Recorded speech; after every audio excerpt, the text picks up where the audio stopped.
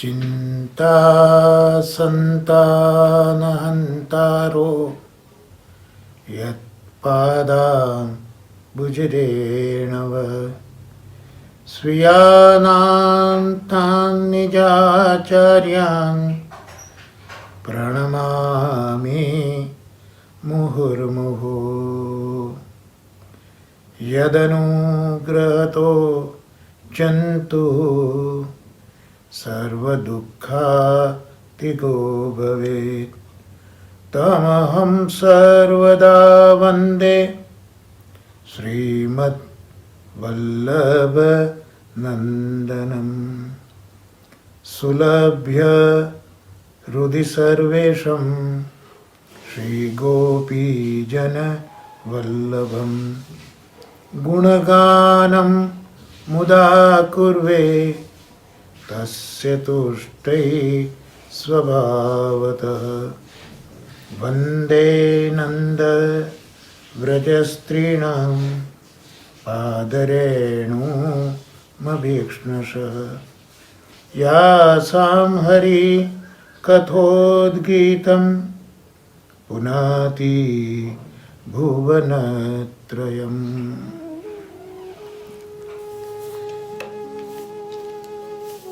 શ્રી ભાગવતના સત્સંગમાં આજથી પ્રથમ સ્કંદનું અવગાહન શ્રી મહાપ્રભુજીની કૃપાથી શરૂ થઈ રહ્યું છે.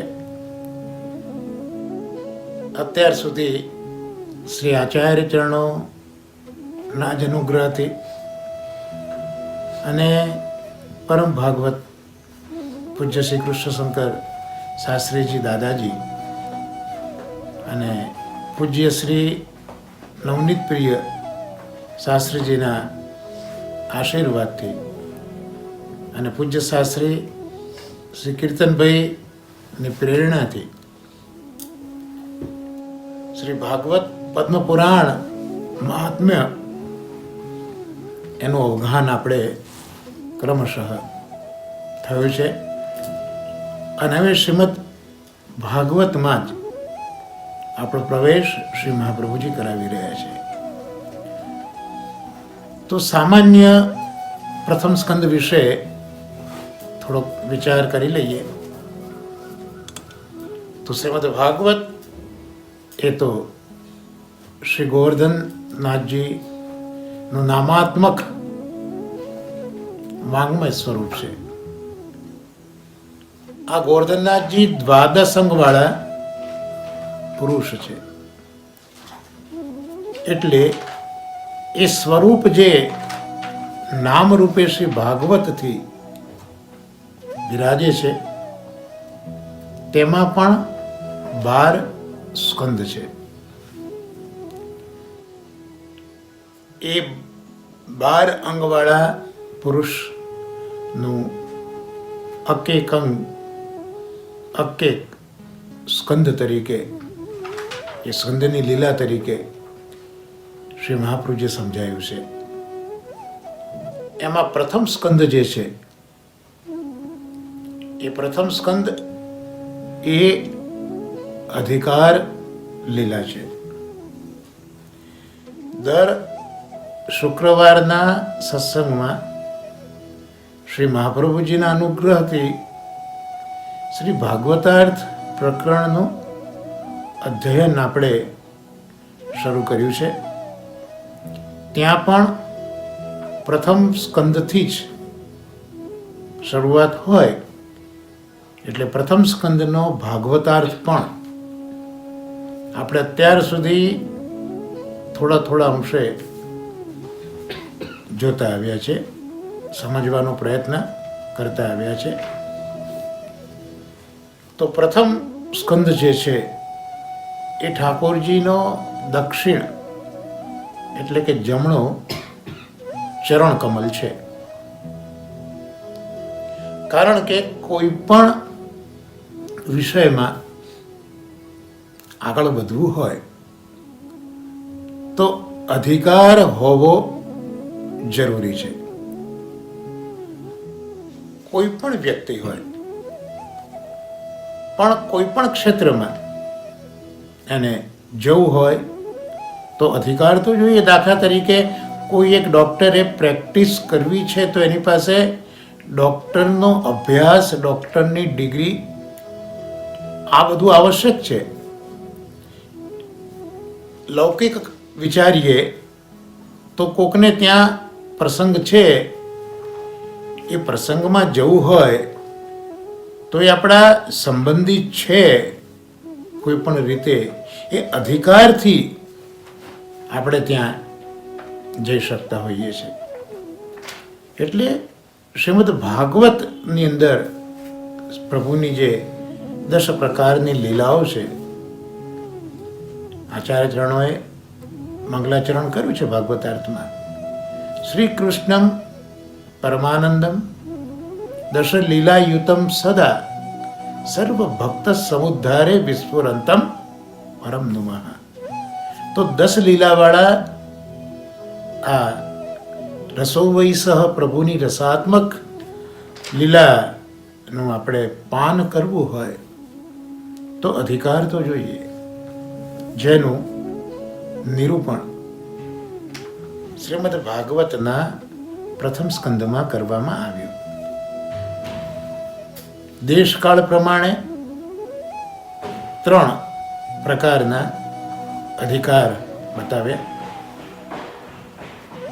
હીન અધિકાર, મધ્યમ અધિકાર અને ઉત્તમ અધિકાર, દેશકાળ પ્રમાણે. અને આપણે શ્રી મહાપ્રભુજીએ અર્થ પ્રમાણે સાધારણ, અસાધારણ અને ગુણાતીત આવા 3 પ્રકરણ બતાવ્યા. કુલ 19 અધ્યાયોમાં પ્રથમ સ્કંદ વણાઈ ગયેલો છે. આપણે આજે પ્રથમ સ્કંદના પ્રથમ અધ્યાયનો અવગાહન શરૂ કરી રહ્યા છે. એટલે પહેલા 3 અધ્યાયો એ હીન અધિકારીનું વર્ણન કરનારા છે. અહીંયા જે અધિકાર છે એ શ્રોતા અને વક્તાનો અધિકાર છે. આ અધિકાર ઓવરઓલ બધી જગ્યાએ એપ્લાય નથી કરવાના, પણ શ્રી ભાગવતમાં શ્રોતા હોય અને વક્તા હોય તો શ્રોતાનો અધિકાર અને વક્તાનો અધિકાર એનું નિરૂપણ અહીંયા પ્રથમ સ્કંદમાં કરવામાં આવ્યું છે. અને પ્રથમ સ્કંદના પ્રથમ 3 અધ્યાયમાં શ્રોતા અને વક્તા જે હીન અધિકારી છે એનું નિરૂપણ કરવામાં આવ્યું છે. અહીંયા શ્રોતા તરીકે હીન અધિકારમાં સૂતજી છે અને વક્તા તરીકે અહીંયા સૂતજી છે અને શ્રોતા તરીકે 88,000 શૌનકાદિ ઋષિઓ છે. તો વક્તા સૂતજી, શ્રોતા શૌનકાદિ ઋષિઓ અને સ્થળ નૈમિષારણ્ય છે.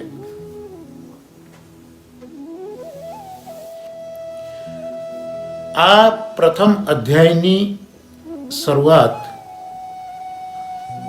મંગલાચરણના 3 શ્લોકોથી વ્યાસ મહર્ષિજીએ કરેલી છે. મંગલાચરણ એ આપણા સનાતન ધર્મમાં એક શિષ્ટાચાર છે. કોઈ પણ ગ્રંથ લેખન કરીએ કે કોઈ પણ કાર્ય કરીએ એમાં મંગલાચરણ એક શિષ્ટાચાર છે. આ મંગલાચરણમાં પણ કેટલાક વસ્તુનો નિર્દેશ કરનારા હોય, વસ્તુ નિર્દેશાત્મક હોય. એટલે એ ગ્રંથમાં કયો વિષય વસ્તુ છે એનું નિર્દેશન ઘણા મંગલાચરણમાં જોવામાં આવે. કેટલાક મંગલાચરણ આશીર્વાદાત્મક હોય, એટલે એમાં ગુરુ હોય પોતાના શિષ્યને આશીર્વાદ આપતા હોય, અને કેટલાક મંગલાચરણમાં ભગવાનની સ્તુતિ પણ ભણાયેલી હોય. આમ એક શિષ્ટાચાર મંગલાચરણનો આમ 3 પ્રકારે જુદા જુદા સ્થળે આપણને જોવા મળે. તો અહીંયા પણ જે મંગલાચરણ છે એ મંગલાચરણ હંમેશા જે પદ્ય છે એ છંદોમાં ગવાય. જે આચ્છાદન કરે ભાવનું એ છંદ કહેવાય. તો અહીંયા જે પ્રથમ શ્લોક છે એ શાર્દુલ વિક્રીડિત છંદ થી આ ગ્રંથનો આરંભ કર્યો છે વ્યાસજીએ.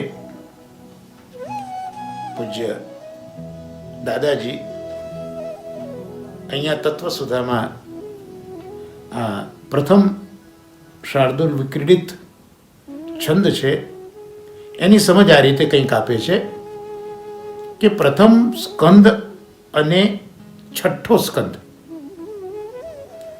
એમાં કુલ 19 અધ્યાયો છે, અને શાર્દુલ વિક્રીડિત જે છંદ છે એના પણ પ્રત્યેક ચરણમાં, પ્રત્યેક પાદમાં 19 અક્ષરો છે. એટલે પ્રથમ સ્કંદ અધિકાર અને છઠ્ઠો સ્કંદ અનુગ્રહ. તો આમ અધિકાર અને અનુગ્રહ એ 19 પ્રકારના છે. તો અધિકાર અને અનુગ્રહ 19 પ્રકારના છે એવો સંકેત વ્યાસ મહર્ષિજીએ કરવો છે. એટલે એ સંકેત અહીંયા આ મંગલાચરણમાં શાર્દુલ વિક્રીડિત છંદથી કર્યો, કારણ કે એમાં પ્રત્યેક પાદમાં 19 અક્ષર હોય છે. તો અહીંયા અધિકાર 19 પ્રકારનો, અનુગ્રહ 19 પ્રકારનો એ સમજાવવા માટે આ પ્રથમ શ્લોક જ શ્રીમદ ભાગવતનો 19 અક્ષરવાળો જેનો પાદ છે એવા શાર્દુલ વિક્રીડિતથી વ્યાસ મહર્ષિજી કરી રહ્યા છે. એમાં આ શાર્દુલ વિક્રીડિત છંદમાં કુલ 4 વર્ણ અને 4 આશ્રમને ચારેય યુગમાં કલ્યાણનું વિતરણ શ્રીમદ ભાગવત કરશે એવું અહીંયા સૂચવવામાં આવ્યું છે, કારણ કે એના 4 ચરણો છે છંદના. એટલે એ 4 ચરણો, એ 4 વર્ણ, 4 આશ્રમ એના દ્યોતક છે, અને 4 યુગના દ્યોતક છે. એટલે 4 યુગ, 4 વર્ણ અને 4 આશ્રમ, આ ચારેયનું કલ્યાણ, એનું વિતરણ શ્રીમદ ભાગવત કરશે. એટલે માનવ કલ્યાણનો અધિકારી કેવલ મંગલાચરણના પાઠથી જ થશે એમ સૂચવવામાં આવ્યું. આમ વ્યક્તિ માત્રનું કલ્યાણ એ આ મંગલાચરણનો પાઠ કરવાથી જ એનું કલ્યાણ થશે એવું અહીંયા બતાવે છે. ખૂબ સુંદર વાત કરે છે કે શા માટે શાર્દુલ વિક્રીડિત છંદ જ પ્રગટ કર્યો. એનું એક કારણ તો જોયું. બીજું બતાવ્યું કે શાર્દુલ એટલે સિંહ. તો સિંહને આપણા શાસ્ત્રોએ સંયમનું પ્રતીક ગણ્યું છે. સિંહ એ સંયમનો આદર્શ છે. એટલે અહીંયા જે આ શાર્દુલ છંદ છે એને અહીંયા સંયમનું પ્રતીક બતાવ્યો છે. જેમ સિંહ એ સંયમનું પ્રતીક છે, એમ અહીંયા આ શાર્દુલ છંદ પણ સંયમનું પ્રતીક છે. કારણ કે વ્યાસ મહર્ષિજી તો આ સંયમનું શિખર છે. વ્યાસ મહર્ષિજી સંયમનું શિખર છે. કઈ રીતે કહેવાય? તો સિંહને સંયમી કેમ કહેવાય? તો સિંહને હંમેશા એક જ સંતાન પણ વીર સંતાન જોઈતું હોય છે. સિંહને હંમેશા એક જ પણ વીર સંતાન જોઈતું હોય છે. એટલે અહીંયા વ્યાસ મહર્ષિજી પણ સુખદેવજી જે ત્યાગવીર છે અને જ્ઞાનવીર છે એવા સુખદેવજીને પુત્ર તરીકે જન્મ આપે છે. આમ અહીંયા સિંહ સંયમની એકરૂપતા બતાવે છે આ છંદ સાથે. ત્યાર પછી સિંહની પ્રકૃતિ કેવી હોય? તો સિંહની પ્રકૃતિ એક તો સ્વાશ્રયી હોય, બીજો સંતોષી હોય, ત્રીજું સંયમી હોય, ચોથું સહજ ઔદાર્ય હોય. આટલી આ સિંહની પ્રકૃતિ છે. એટલે હવે જો આપણે માત્ર પહેલા જ મંગલાચરણના શ્લોકથી કલ્યાણ ઈચ્છીએ છીએ તો ભાગવતના ઉપાસક થવું હોય, જો ભાગવતનું અધ્યયન કરવું હોય, ભાગવતના ઉપાસક થવું હોય તો એ ઉપાસકમાં પણ જે ઉપરોક્ત ગુણ જે સિંહના બતાવે, સ્વાશ્રય, સંતોષ, સંયમ, સહજતા અને ઔદાર્ય, તો આ જે સિંહની પ્રકૃતિના ગુણો છે એ જેને ભાગવતની ઉપાસના કરવી છે એનામાં પણ આટલા ગુણો હોવા ખૂબ જ જરૂરી છે. તો આ છંદ વિશે આપણે થોડી વાત કર્યા પછી હવે જે પ્રથમ શ્લોક છે એ પ્રથમ શ્લોકને આપણે જોઈશું. આ બધા શ્રીમદ ભાગવતજીનો પુસ્તકને પધરાવો સામે, અને એમાં જે આ શ્લોક છે એ શ્લોકને આપણે સાથે ગાઈશું. શ્લોક આ પ્રમાણે છે: શાર્દુલ વિક્રીડિત. તો શાર્દુલ એટલે સિંહ, અને વિક્રીડિત એટલે ક્રીડા કરવી, વિશેષ રીતે ક્રીડા કરવી, વિશિષ્ટ ક્રીડા કરવી. તો સિંહ હંમેશા થોડાક ડગલા ચાલે, પાછો ઊભો રહે, પાછો આજુબાજુ જુએ, એમ ધીરે ધીરે ચાલીને આજુબાજુનું બધું જ અવગાહન આ સિંહ કરતો હોય. તો એ જ રીતે આપણે પણ આ છંદ છે એનું ગાન કરવું હોય તો આ રીતે કરવું પડે, ધીરે ધીરે કરતાં આપણે આગળ વધવું પડે. તો એ છંદ આપણે મંગલાચરણનો પ્રથમ સ્કંદ, પ્રથમ અધ્યાય, પ્રથમ શ્લોક, મંગલાચરણ. જન્માદ્યસ્ય યતોન્વયાદિ તરતસ ચાર્થેષ્વ ભીજ્ઞ સ્વરાટ તેને બ્રહ્મ હૃદય આદિ કવયે મુહ્યન્તિ યત સૂરય તેજો વારી મૃદામ યથા વિનિમયો યત્ર ત્રિસર્ગો મૃષા ધામ્ના સ્વેન સદા નિરસ્ત કુહકમ સત્યમ પરમ ધીમહિ સત્યમ પરમ ધીમહિ સત્યમ પરમ ધીમહિ. તો આપણા ક્રમ પ્રમાણે આ શ્લોકનો અન્વયાર્થ પણ આપણે જોવાનો પ્રયત્ન કરીએ. એ પણ આપણે ધીમે ધીમે જોઈશું. એટલે તમારે પણ આમાં જો નોંધ કરવી હોય, નોટ કરવી હોય તો તો તમે કરી શકો છો. તો યતઃ એટલે કે જેનાથી, જેનાથી એટલે બ્રહ્મથી, અસ્ય આ જગતના, જન્માદિ એટલે જન્માદિ થાય છે, એટલે જે જન્માદ્યસ્ય છે ને શબ્દ એની અહીંયા સંધિ છૂટી પાડી, અસ્ય અને જન્માદિ.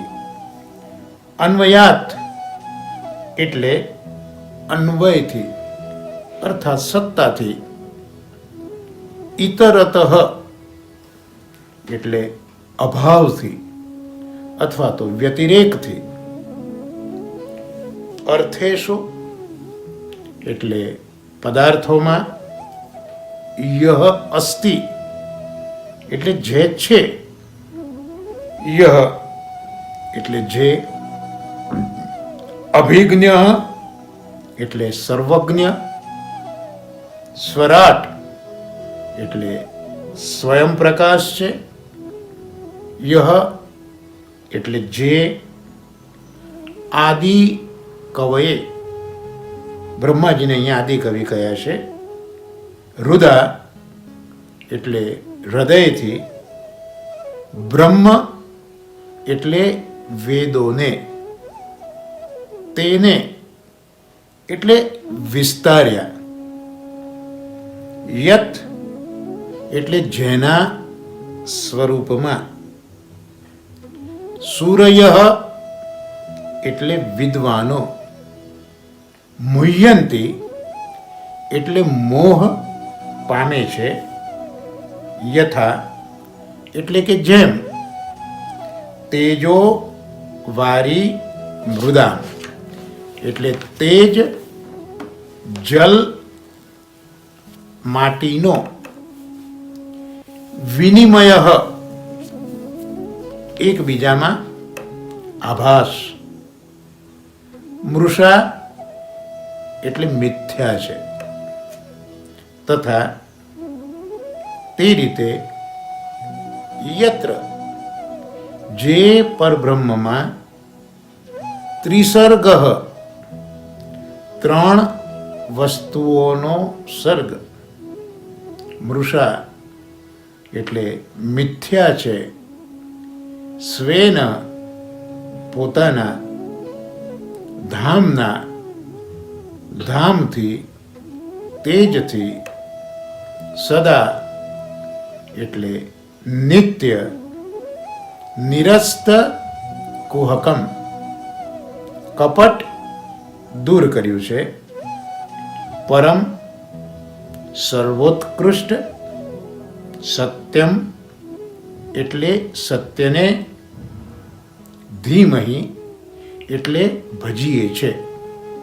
હવે એનો અનુવાદ પણ બહુ શાંતિથી ધીરે ધીરે આપણે જોઈએ તો આ દ્રશ્ય જગતના ઉત્પત્તિ, પાલન, સંહાર જે પરબ્રહ્મથી થાય છે,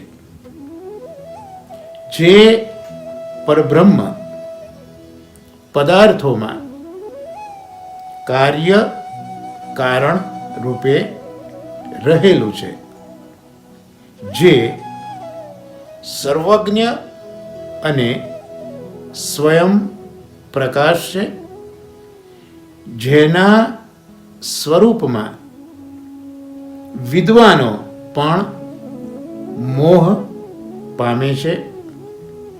આદિ કવિ બ્રહ્માજીને હૃદયથી જેણે વેદોને આપ્યા છે, જેમ જલ માટીમાં એકબીજાનો આભાસ અર્થાત જલમાં સ્થળ દેખાવું અને સ્થળમાં જલ દેખાવું એવો આભાસ મિથ્યા દેખાય છે, તેવી જ રીતે પરબ્રહ્મમાં દેહ, ઇન્દ્રિય, અંતઃકરણ આદિ જે સૃષ્ટિ છે એ પણ મિથ્યા છે.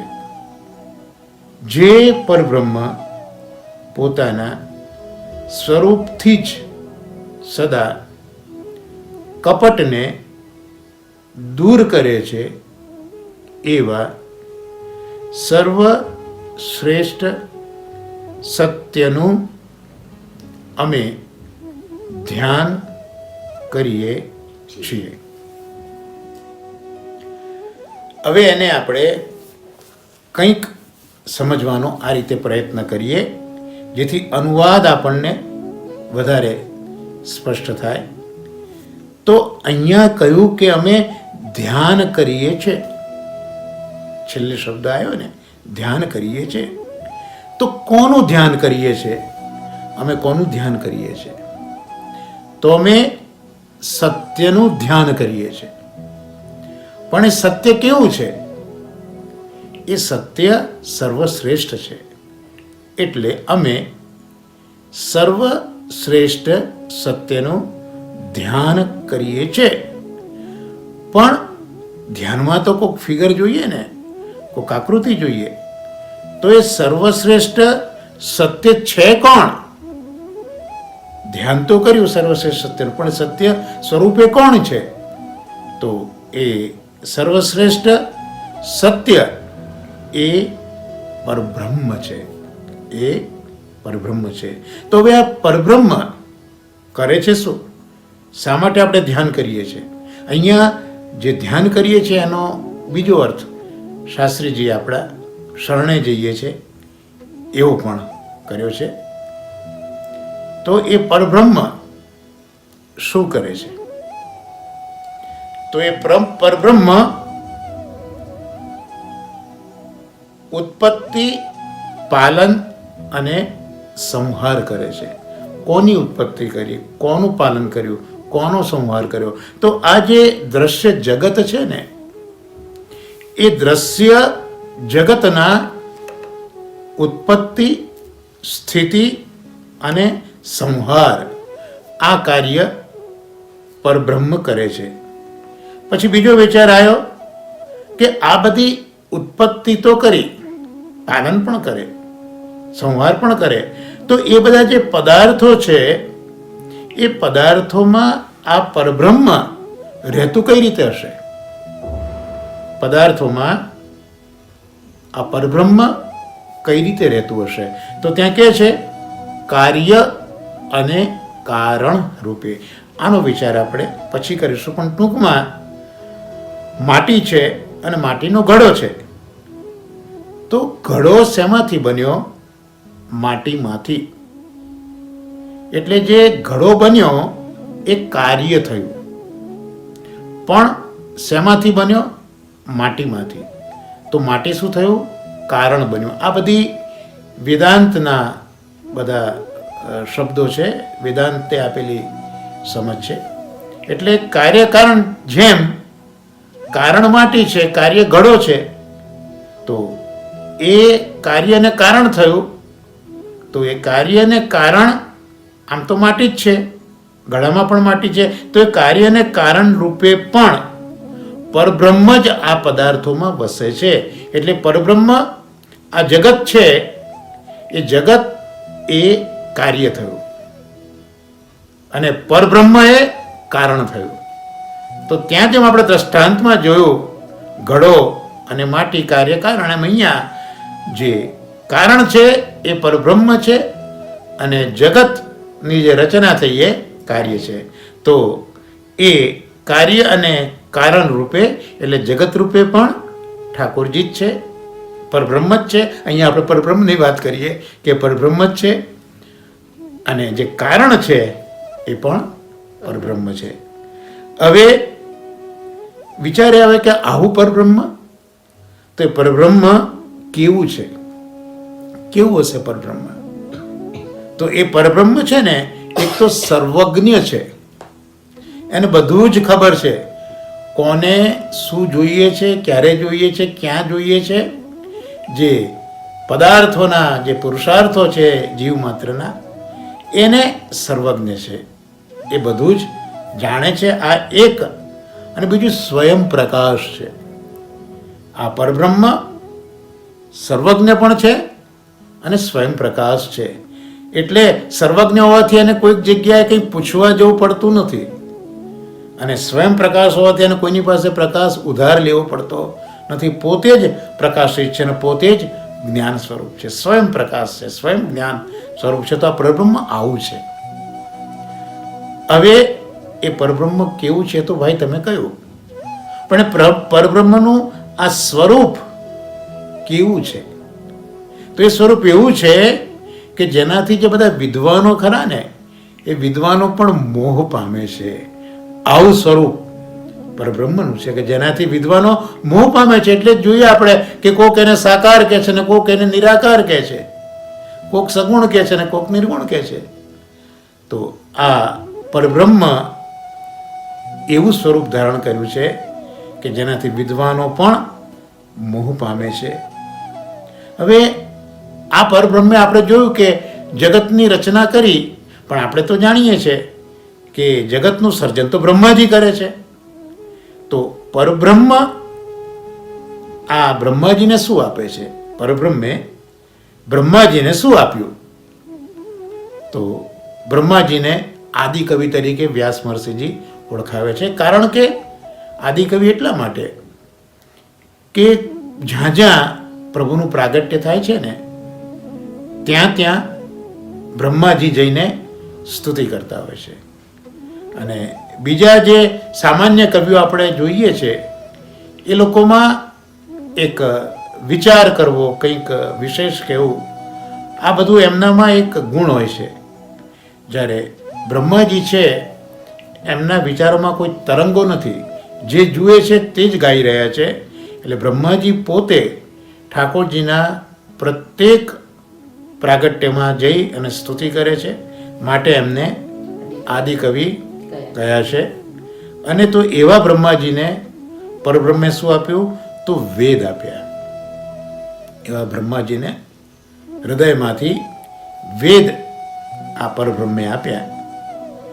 હવે તમે પરબ્રહ્મના સ્વરૂપની જ્યારે વાત કરી, તો આપણે બધા મનુષ્યો છીએ, તો એમાં દેહ હોય, ઇન્દ્રિય હોય, અંતઃકરણ હોય. તો આ પરબ્રહ્મમાં પણ દેહ, ઇન્દ્રિય અને અંતઃકરણ તો હોય જ ને.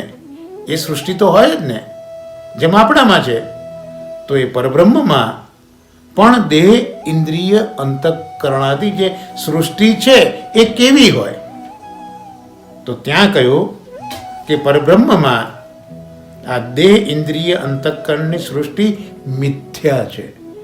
કારણ કે આપણું તો જે આ ખોળિયું છે એ પંચમહાભૂતનું બનેલું છે: આકાશ, વાયુ, તેજ, જલ અને પૃથ્વી.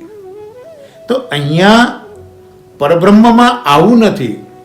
એમનામાં જરૂર દેહ, ઇન્દ્રિય દેખાતું હોય, પણ એ બધું મિથ્યા છે.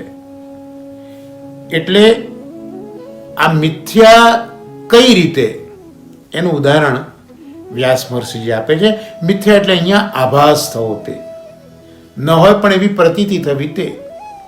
તો એ કઈ રીતે એ સમજાવે છે અહીંયા વ્યાસ મહર્ષિજી કે ભાઈ આ મિથ્યા કઈ રીતે છે? તો કહે છે કે જેમ જલની અંદર અને માટીમાં એકબીજાનો આભાસ થાય છે.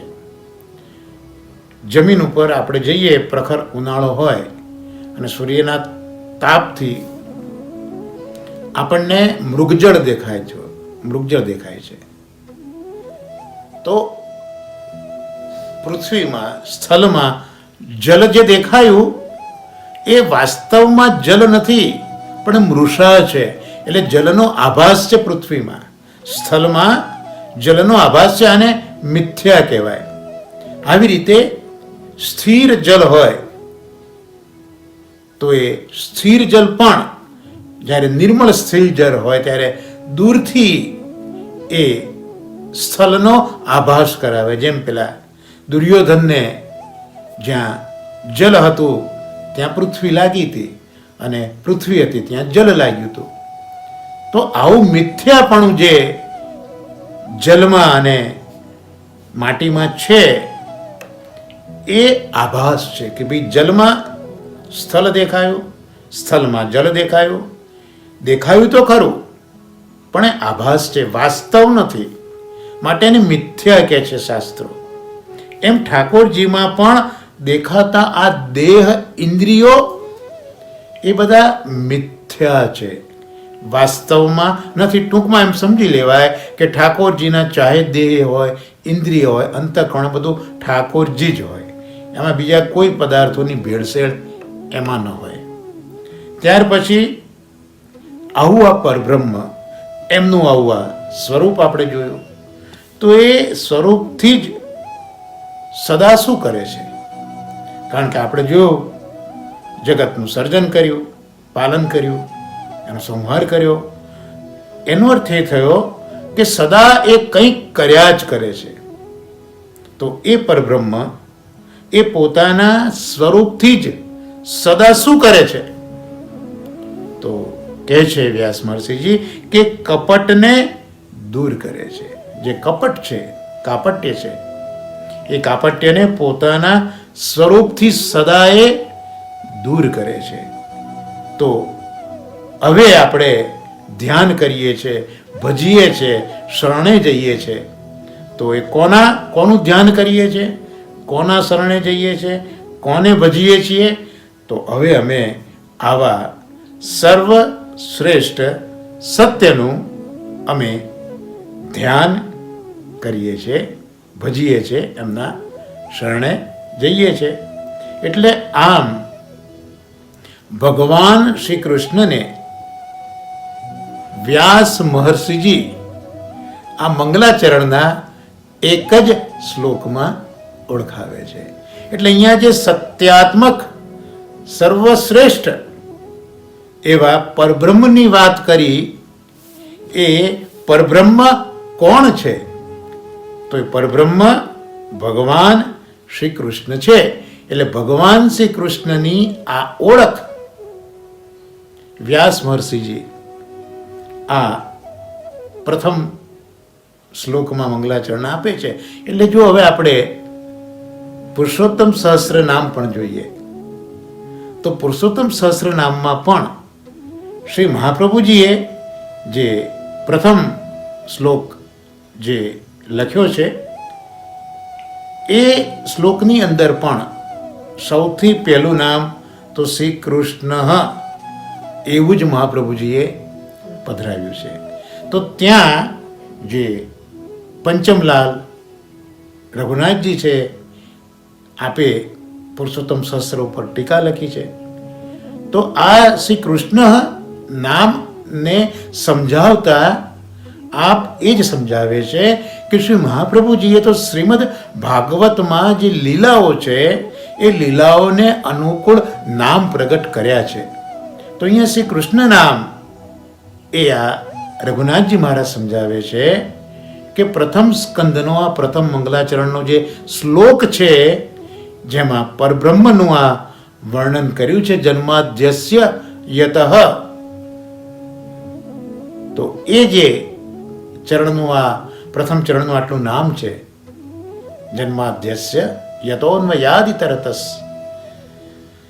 તો આ જે લીલા ભગવાનની આ પ્રથમ શ્લોકના પ્રથમ પાદમાં કઈ, તે સૂચવવા માટે શ્રી મહાપ્રભુજીએ પ્રથમ નામ શ્રી કૃષ્ણ એવું પ્રગટ કર્યું છે. એટલે જોજો, પુરુષોત્તમ સહસ્રમાં પહેલું નામ તમને શ્રી કૃષ્ણ આવશે. તો આ કૃષ્ણ ભગવાનને વ્યાસ મહર્ષિજી એ મંગલાચરણમાં આ રીતે ઓળખાવે છે. તમારે પુરુષોત્તમ સહસ્ર બિરાજતું હોય તો જો પ્રથમ શ્લોક જ શ્રી કૃષ્ણ સચ્ચિદાનંદો નિત્ય લીલા વિનોદકૃત સર્વાગમ વિનોદી ચ લક્ષ્મી શાહ પુરુષોત્તમ. તો અકેક નામ એ કયા મંગલાચરણના સાથે સંલગ્ન છે, એ શ્રી પંચમલાલે પ્રગટ કર્યું છે. તો અહીંયા જે જન્માધ્યસ્ય યતોન્મયાદિતરતસ, તો એ શ્રી કૃષ્ણ જે પ્રથમ નામ છે, એ આ સમજાવે છે. હવે અહીંયા શા માટે શ્રી કૃષ્ણને સત્યમ પરમ કહ્યા?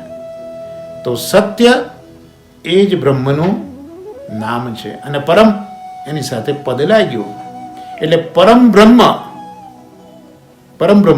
અને પ્રમાણ જોઈતું હતું શ્રુતિની અંદર ગોપાલ તાપીની ઉપનિષદમાં કહ્યું છે કે કૃષિર ભૂવાચક શબ્દ અણશ્ચ નિવૃત્તિવાચક તયોરૈક્યમ પરબ્રહ્મ શબ્દ ઇત્યભિધીયતે કૃષ્ણ ઇત્યભિધીયતે. તો શ્રુતિમાં કૃષ્ણને સમજાયા કૃષ વત્તા અણા. તો કૃષ છે એ સત્તાવાચક છે અને અણ નિવૃત્તિવાચક એટલે આનંદ સ્વરૂપ છે. તો આમ સદાનંદ કૃષ્ણ એટલે સદાનંદ અને આવા સદાનંદ એનું નામ પરબ્રહ્મ કૃષ્ણ છે આવું શ્રુતિ કહે છે.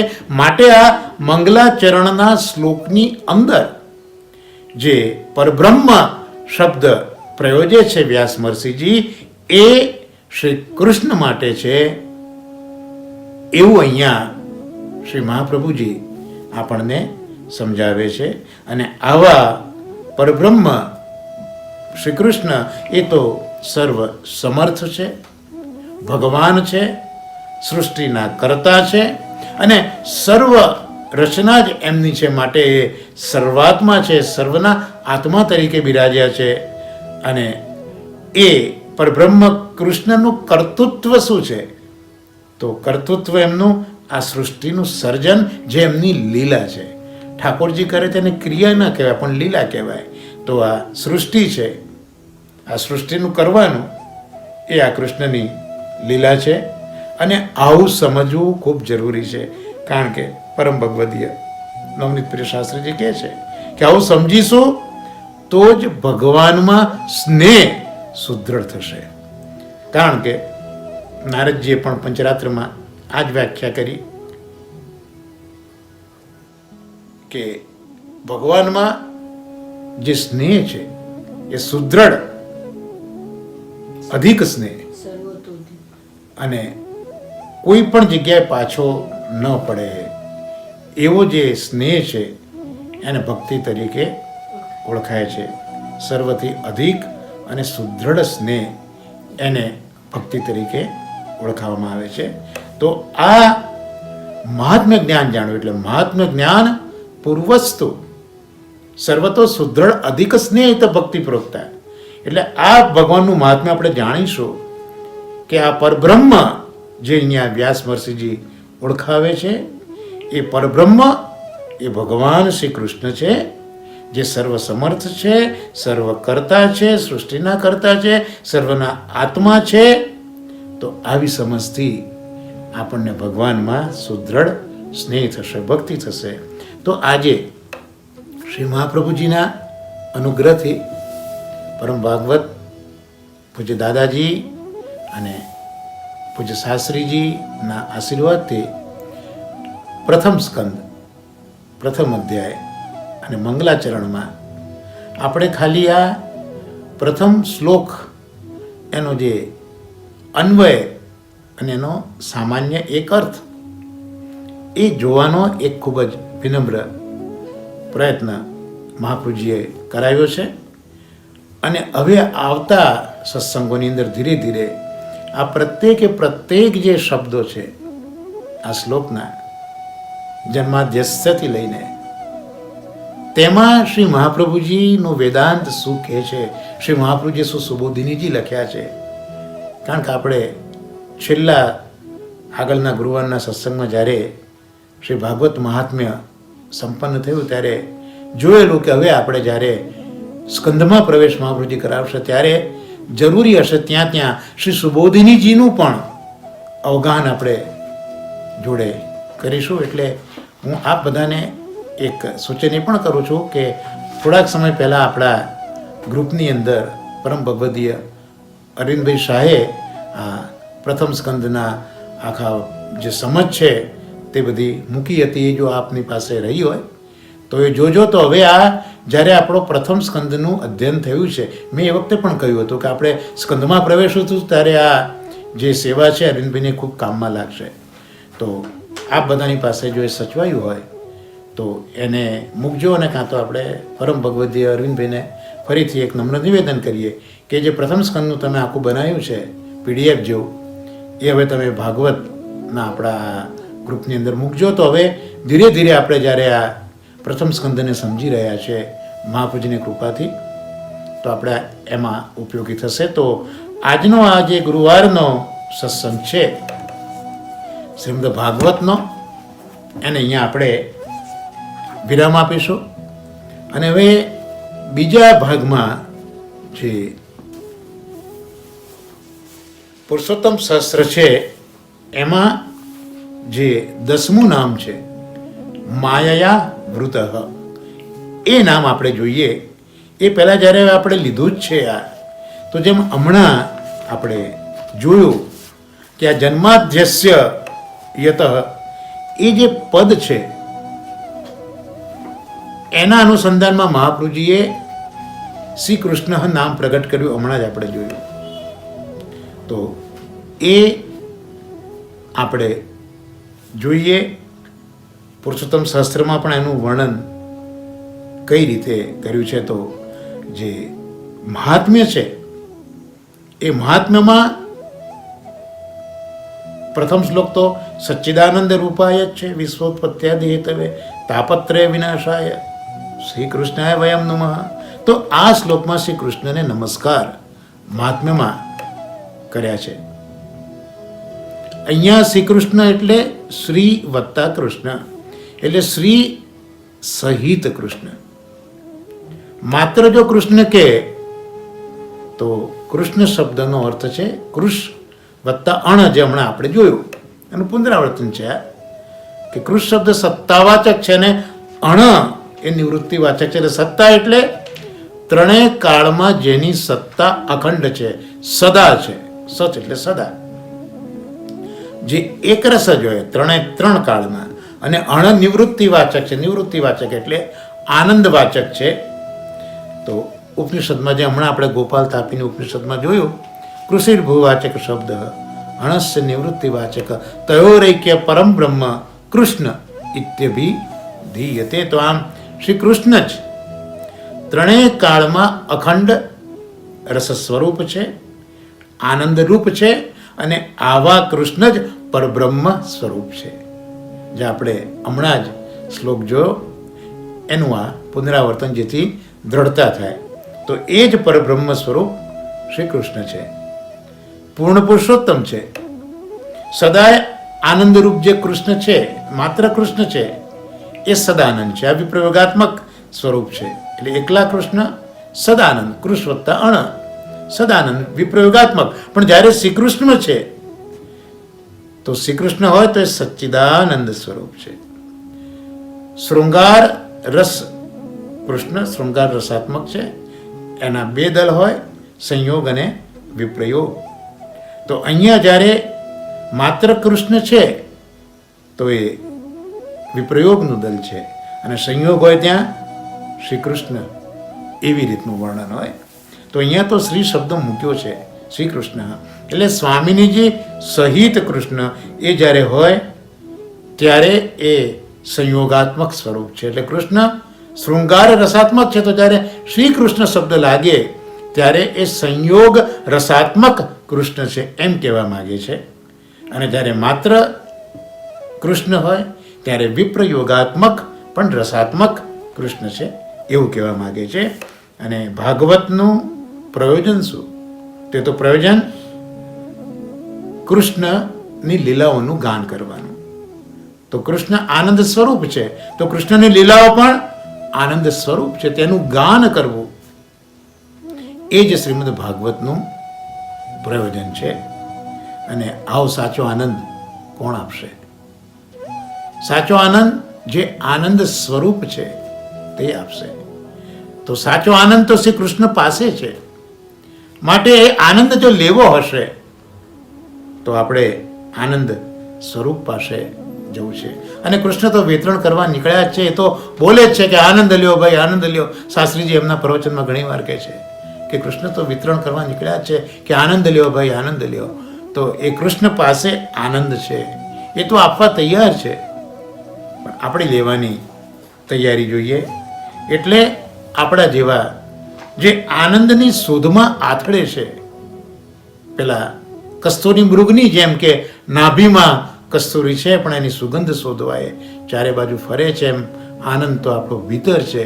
અને આનંદને શોધવા આપણે આમ તેમ ફરીએ છીએ. તો મહાપ્રભુજી બતાવે છે કે આનંદ મેળવવો હશે ને તો શ્રી કૃષ્ણને તમે ઓળખો, કૃષ્ણને તમે જાણો અને જાણીને કૃષ્ણની પાસે તમે જાઓ. શ્રી કૃષ્ણનું સ્તવન કરો, શ્રી કૃષ્ણનું સેવા કરો, શ્રી કૃષ્ણનું સ્મરણ કરો. તો આ શ્રી કૃષ્ણ ઉપર જે પંચમલાલજીએ ટીકા લખી છે શ્રી કૃષ્ણ નામ પર, તે આપણે જોઈ. અને આજના ક્રમમાં જે શબ્દ આવ્યો એ છે માયયા વૃત, માયાથી આવૃત. તો માયાવૃત જે છે એનો અર્થ શ્રી રઘુનાથજી મહારાજ આ રીતે કરે છે. માયાથી આવૃત, આમ તો જોવા જઈએ માયા, માયા વડે, આવૃત એટલે ઢંકાયેલા, વીંટળાયેલા. તો માયાથી વીંટળાયેલા એવા કૃષ્ણ.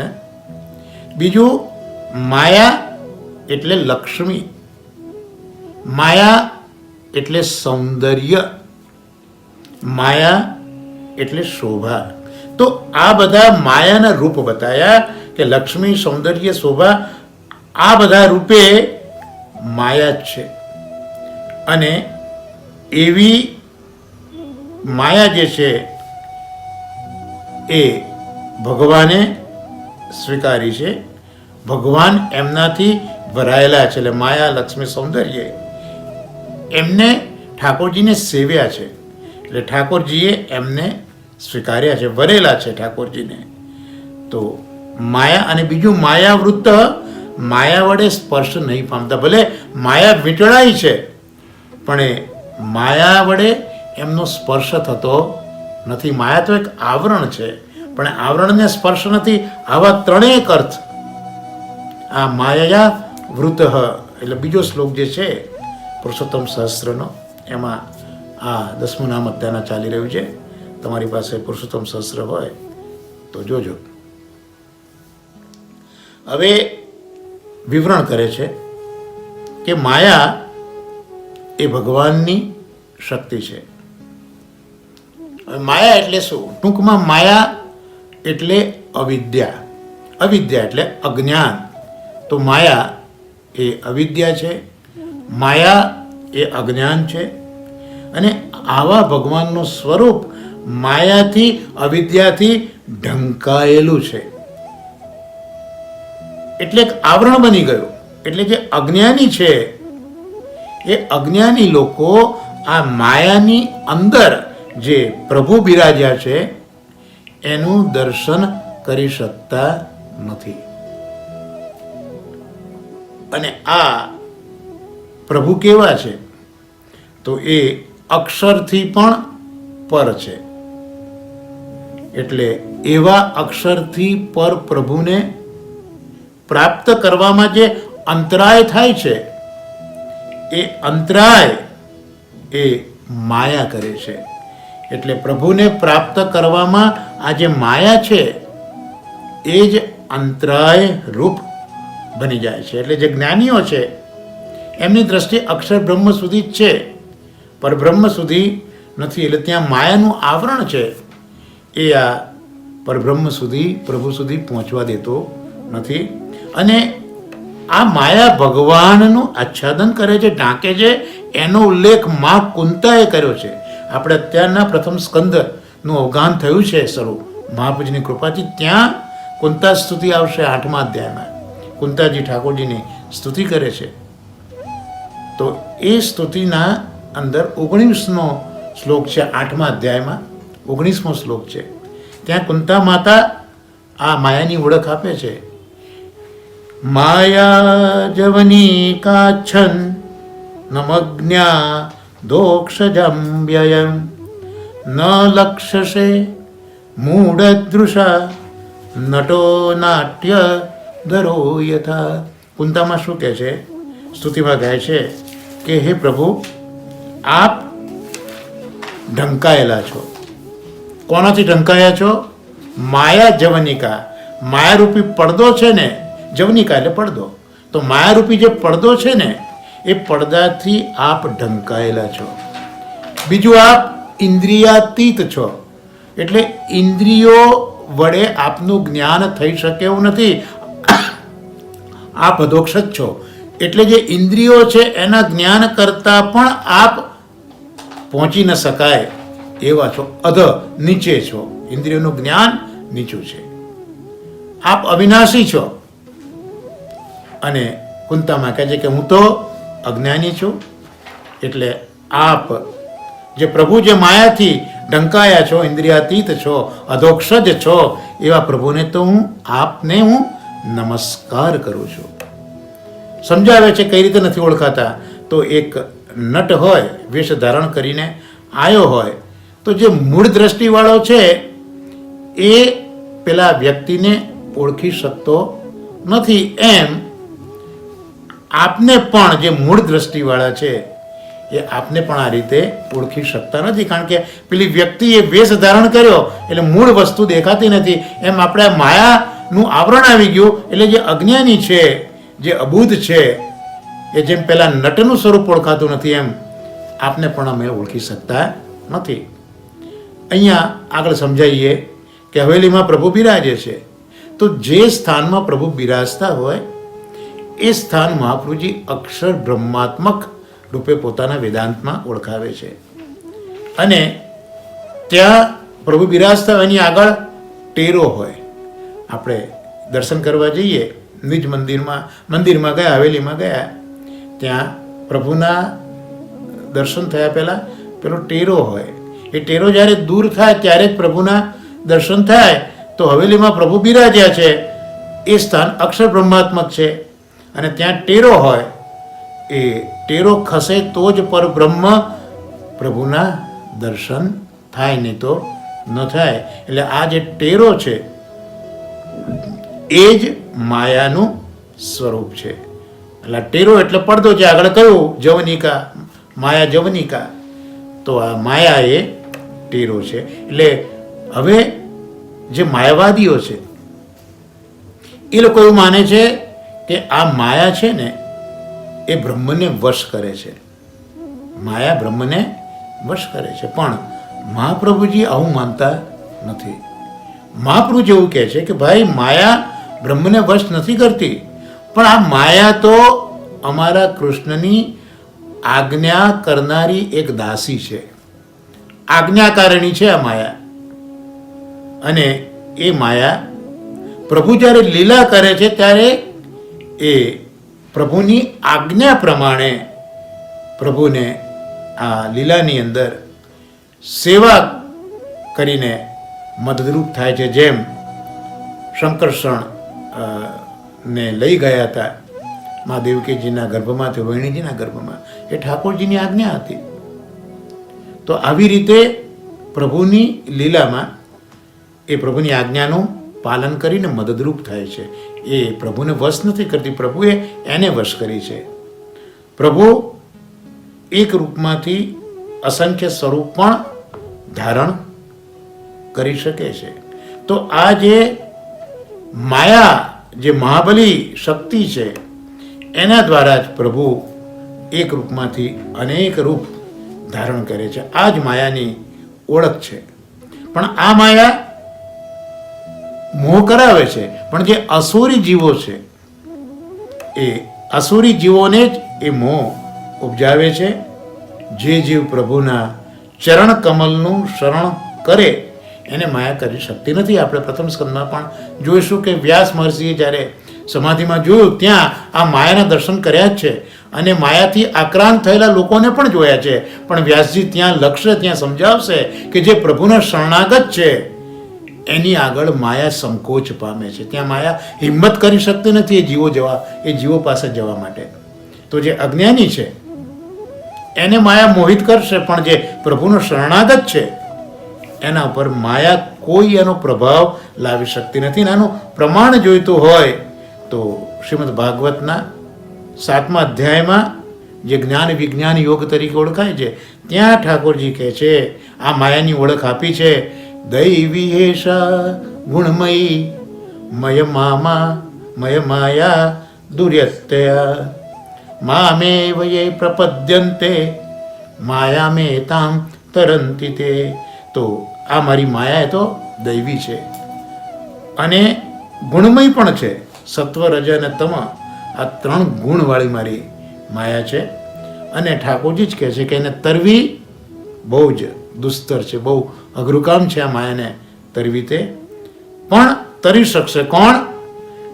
જે વ્યક્તિ કેવળ પ્રભુનો શરણાગત બને છે. એ ભલે આ દુસ્તર માયા છે, પણ જે પ્રભુનો શરણાગત બન્યો એ આ માયાને તરી જાય છે. અહીંયા પંચમલાલજી ગોસ્વામી શ્રી રઘુનાથજી આજ્ઞા કરે છે કે પૂર્ણ પુરુષોત્તમના દિવ્ય સ્વરૂપમાં માયા બિરાજે છે. આપણે જે સાકાર સ્વરૂપ છે ત્યાં પણ માયા બિરાજે છે. કઈ રીતે માયા બિરાજે છે? તો પ્રભુ જે વનમાલા ધારણ કરી છે ને, બરહા પીડમ નટવર વપો કર્ણયો કર્ણિકારમ બિભૃત વાસ કનક કપિશમ વૈજયંતિમ ચ માલામ. તો આ જે પ્રભુએ વનમાલા જે ધારણ કરી છે ને એ રઘુનાથજી મહારાજ એને માયાનું સ્વરૂપ છે. માયા આ રીતે બિરાજે છે એમ પોતાની આ મીમાંસામાં લખે છે. અને એ આસુરી જીવોને જ મહામોહ ઉત્પન્ન કરાવે છે. આવા જનોને પૂર્ણ અને નિર્ગુણ બ્રહ્મ શ્રીનાથજીના સ્વરૂપમાં અન્યથા કલ્પનાઓ થાય છે. જે અજ્ઞાની છે એમને આવો મોહ થાય છે, આવું અજ્ઞાન. એટલે શ્રીજીના સ્વરૂપમાં પણ, પ્રભુના સ્વરૂપમાં પણ અન્ય કલ્પનાઓ કરતા હોય છે. હવે વનમાલા કોને કહેવાય પણ આપે લખ્યું છે કે શ્રી કૃષ્ણના શ્રીઅંગમાં કંઠથી લઈને ચરણ સુધી જે લંબાતી હોય, જે સર્પાકારે બિરાજતી હોય, આપણે અહીંયા શ્રીનાથજીના છબીમાં જોઈએ છે આપણે, તો એ જે માલા છે એ કોઈ સર્પ નથી પણ એ વનમાલા છે. ગુલાબનું વૃક્ષ છે, એને કાંટા પણ છે અને સુગંધ પણ છે. તો મરકટો જે પાપી છે એ બધા એ કાંટાને જોઈને દૂર ભાગશે, પણ જે મધુકર ભ્રમર છે એની તો વાત નોખી છે.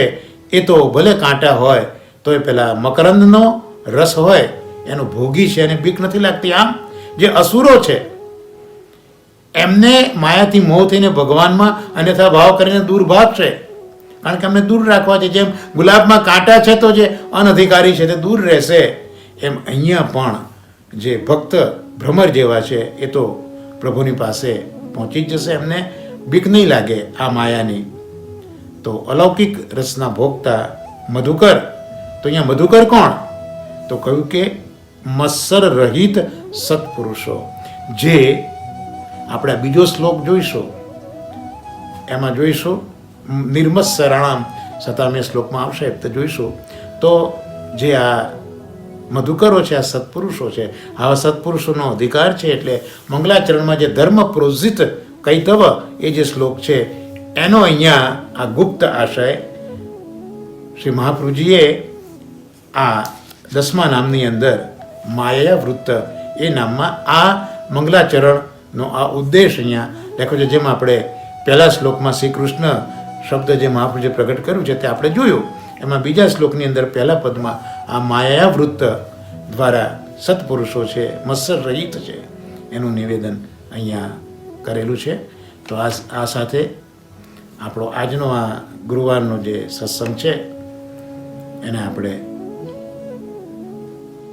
આ પરબ્રહ્મ શ્રી કૃષ્ણના ચરણકમલમાં નિવેદિત કરી આ સત્સંગને આશ્રયના પદ સાથે વિરામ આપી. આપ પણ બોલો. શ્રી વલ્લભ પ્રભુ કરુણા સાગર જગત ઉજાગર ગાઈએ श्री वल्लभ के चरण कमल की बलि बलि बलि जाइए। वैष्णवी सृष्टि समाज संग मिल जीवन को फल पाइए। श्री वल्लभ गुण गाइए, याते रसिक कहाइए। श्री वल्लभ प्रभु करुणा सागर जगत उजागर। गाइए गाइए गाइए। श्री गोवर्धन नाथ की जय, श्री वल्लभा देश की जय, श्याम सुंदर श्री हमने महारानी की जय। आप सर्वे वैष्णवों ने महारानी वर्षाना भगवत स्मरण वंदन। श्री वल्लभा देश की जय जय।